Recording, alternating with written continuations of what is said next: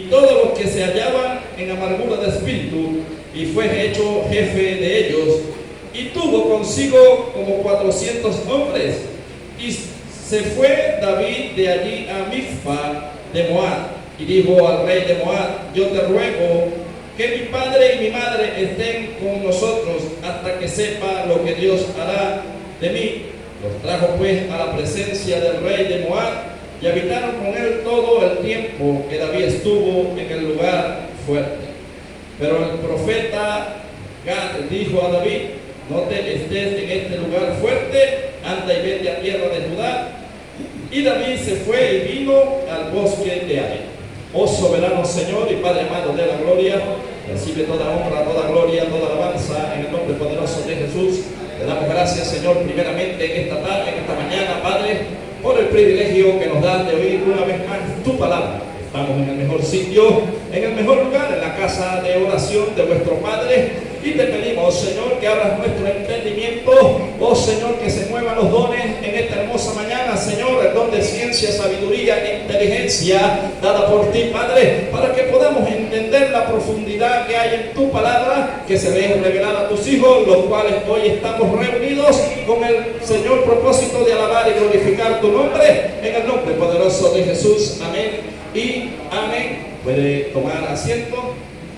Ahora, antes de hablar de David, nosotros tenemos que hablar un poco de la introducción. Yo sé que usted la sabe, quizás yo la sé, pero siempre es bueno recordar las cosas, porque el ser humano es muy olvidadizo.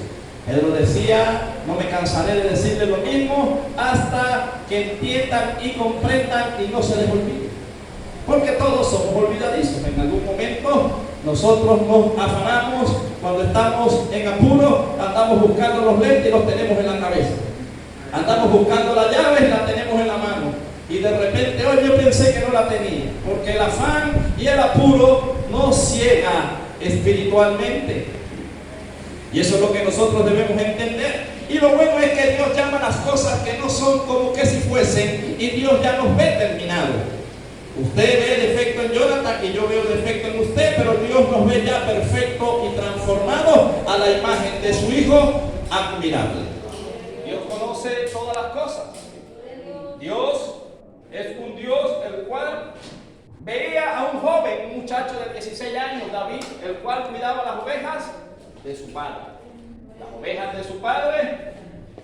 Pero antes de eso no había rey en la tierra en cuanto a Israel. Y Dios, en los planes de Dios estaba de que Jesucristo vendría como rey, pero tendría que alguien empezar siendo rey. Y todo estaba bajo la permisología de Dios y bajo el propósito de Dios, porque si Saúl no fuese sido rey, David no puede ser rey y no viene Jesús como rey. Esto era el propósito de Dios. Y el profeta Samuel empieza a hablar con Dios, porque dice que ya los años del profeta eran avanzados, estaban los jueces, y dice que los hijos de Samuel empezaron a hacer lo malo, y el pueblo empezó a quejarse contra Samuel diciendo: nosotros queremos un rey humano como lo tiene toda la humanidad. Eso era lo que ellos estaban quejando y estaban diciendo, este tipo de asuntos. En el corazón de Samuel, después de tantos años de servicio a Dios, va a Dios en súplica, en oración. Y Dios nota la tristeza de Samuel y Dios lo consuela y le dice: Samuel, no te pongas triste porque no te desechan a ti, sino a mí. Y empieza Dios, dice a Samuel: haz como ellos dicen, pero antes de que tú les nombres un rey, dile las características y por dónde van a atravesar, qué van a pasar con este rey.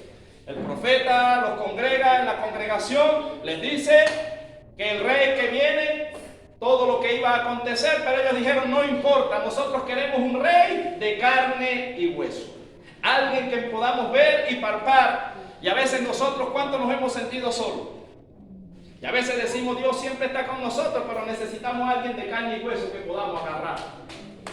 Pero la compañía de Dios es mejor que la del hombre, porque el hombre falla, pero Dios nunca fallará. Y Dios nunca se ha alejado de nosotros, ni se alejará. Quien se aleja es uno mismo de Dios, porque el pecado nos separa de Dios. Entonces debe haber un límite para que nosotros podamos acercarnos a Dios. Método según la Biblia: un corazón contrito y humillado No desprecie al Señor. Dios conoce su falla y conoce las mías.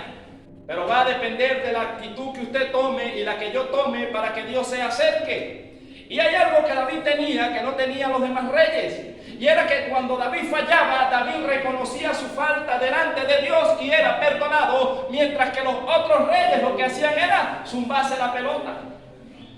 Zumbarle el problema a los demás. Y Dios vio en aquel joven muchacho que quizás su padre no lo veía con muy buenos ojos, como los otros hermanos, ¿verdad?, que estaban en la guerra, andaban bien vestidos, eran los mayores. Y Dios tiene una conversación con el profeta Samuel a solas, a escondidas. Y ya Dios le estaba dando la orden al profeta que fuese a ungir a David como rey. Pero ¿será que David sabía que iba a ser el rey? Yo creo que en ese momento David no sabía que iba a ser el rey, que iba a tener un liderazgo, pero ya Dios lo veía como rey. Quizás usted en su momento, en su mente, pues usted no está el ser líder, pero quizás Dios le ha placido y lo tiene visualizado o visualizada para un liderazgo, aunque usted no lo sepa.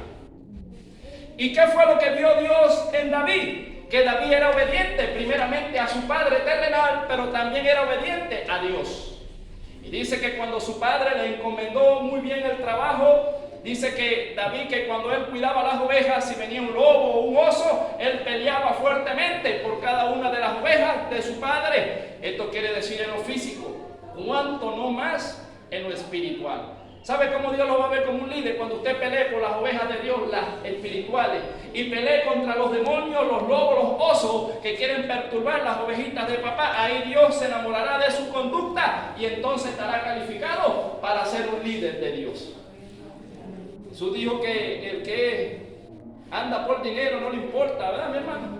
El asalariado, el que anda pendiente es del dinero, no le importa si vienen los lobos o quien venga y que arrebate las ovejas porque no son de él. Pero el que es nacido según Dios, es nombrado según Dios, se para enfrente y pelea contra aquellos que quieren arrebatar las ovejas del rebaño de su padre.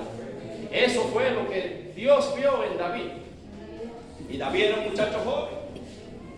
Luego Dios le da la orden al profeta Samuel: anda allá a la casa de Isaí y ahí vas a ungir al rey. Pero todavía se le había sido encubierto al profeta quién era. Él solamente sabía que vendría del linaje de Isaí, Cristo.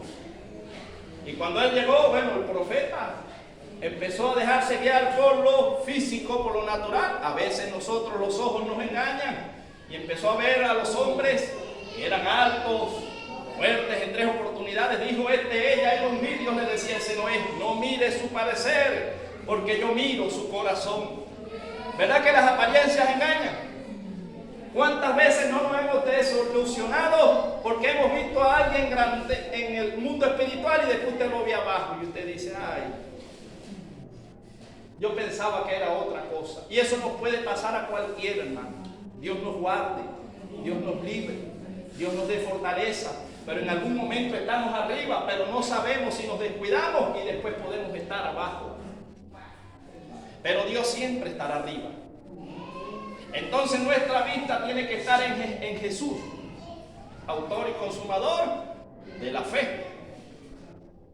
Porque siempre nosotros nos vamos a desilusionar si ponemos nuestra vista en lo natural.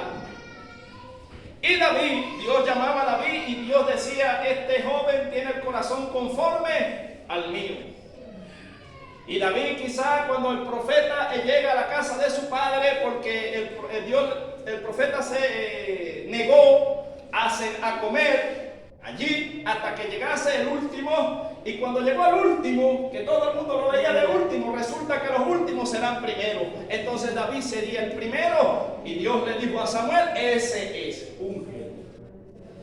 Llegó, el profeta lo ungió. Y de allí usted sabe la historia, usted sabe que vendría la batalla de Goliat, que vendrían los filisteos. Ya el rey era Saúl. Saúl había sido desechado porque, aunque tenía un liderazgo dado por Dios, no se dirigió según Dios, sino que hacía las cosas según él. Y eso es lo que hace que Dios deseche del liderazgo. Y Dios desechó a Saúl pero ya tenía en mente a David. Pero para el pueblo el rey era Saúl, pero para Dios el rey era David.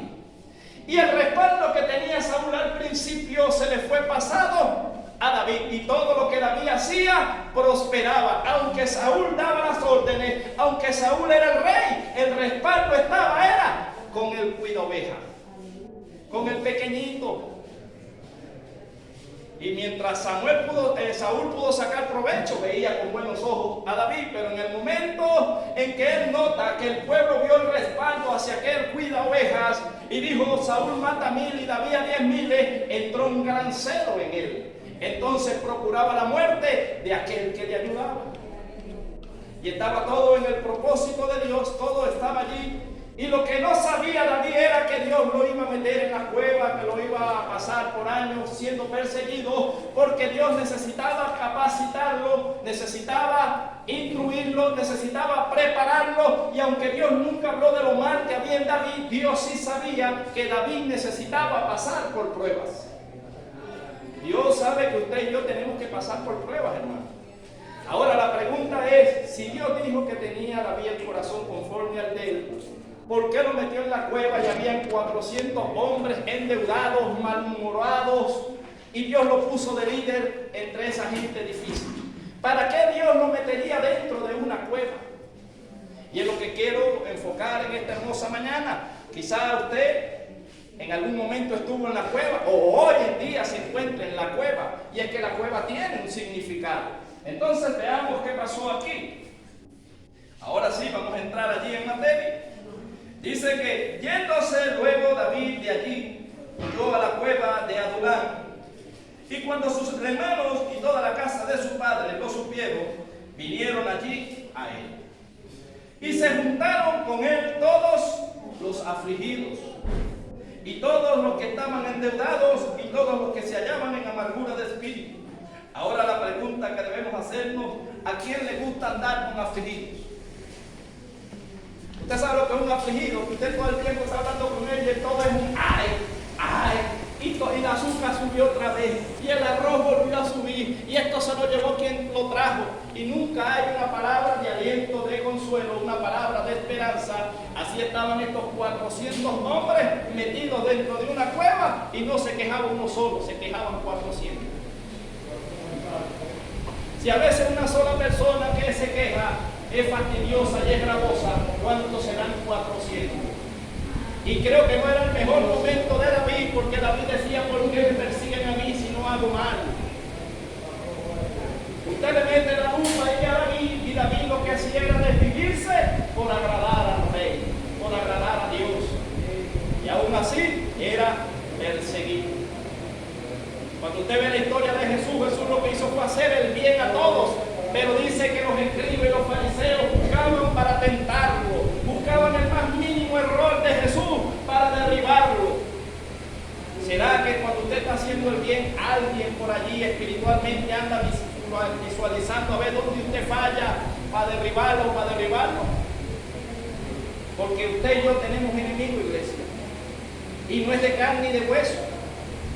Yo no veo a las personas, porque las personas simplemente son instrumentos del enemigo. Mi lucha no es contra carne ni sangre, ni la suya tampoco, porque si Dios no usa al que está aquí, usa al que está allá, o usará al que está afuera, pero el enemigo siempre buscará la manera de estorbarlo, de amargarle la vida, de hacerle que sus días estén en amargura. Ahora depende de usted y de mí el lugar que le demos a Dios. ¿Cuántos se dejan amargar por el enemigo? ¿Cuántos dicen: hasta aquí me duró la paciencia, ya me tienen hasta la coronilla? Lo hemos dicho, ¿no?, en algún momento. ¿Hasta cuándo la misma persona? Señor, ¿cuántas veces tengo que perdonar? 70 veces 7. Y por la misma falta. Y si en el día 4 veces lo ofenden y 4 veces viene y le pide perdón, 4 veces te dice: yo le perdono en el nombre de Jesús. Entonces son cosas que usted y yo debemos ver, que no es la persona, sino que es el enemigo. Y la única manera de que una persona deje de molestarlo es que usted empiece a clamar por él por liberación. Si el vecino le tira la basura para el frente, no pelee con él. Dígale, Señor, mira cómo el enemigo lo usa, libéralo, libértalo. Usted vaya más bien y cuando él le tire basura, usted en la mañana se para en su mejor día y le lleva una arepa rellena. Y le dice, Dios te bendiga, soñé contigo, Dios te va a bendecir grandemente. Y estoy seguro que esa persona va a caer como condorito. Bueno, yo le hago males y ellos me hacen bien. Y es que el mal se vence con el bien, dice la palabra del Señor. Pero no es fácil, hermano, ¿verdad que no es fácil? Dígame si se meten con uno de los pequeños, si se le meten a una abuela con el nieto. Ay, bendito Dios,